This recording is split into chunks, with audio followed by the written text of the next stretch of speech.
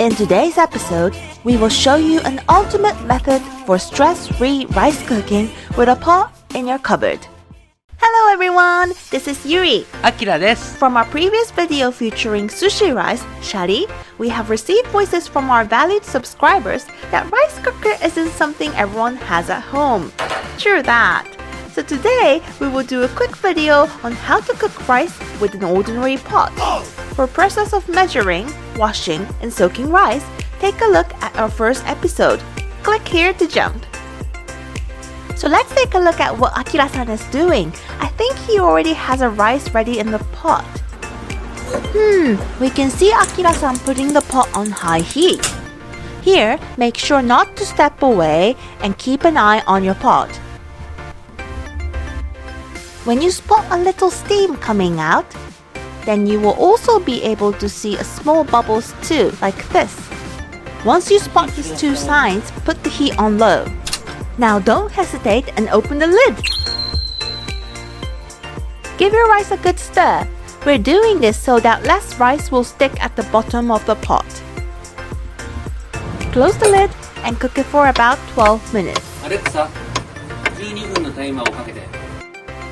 Turn off the heat and let it steam for 10 minutes. In the meanwhile, let's make vinegar to mix with shari. 10 minutes has passed, so let's open the pot. Look at how gorgeous the rice is! Each grains are standing up. This is a sign that it's nice and fluffy. Move them into a bowl to mix with vinegar. From here, the procedure is same as the previous video, so check that out. As you can see, even if we try our best, it is inevitable that some grains will stick just like this. This has been everyone's nightmare, but today we will show you two ultimate solutions to this rice sticking problem. Number 1. Make an onigiri, a rice ball. It's super easy. Trickle in nigiri joyu and leave it for a while until the rice gets soft, then scrape it off just like this. Now shape rice into a ball or a triangular shape. Make sure to wet your hand before grabbing the rice or else it will stick onto you. Making a bowl is easier, but if you want to get that typical onigiri shape, check out how Akira-san does it.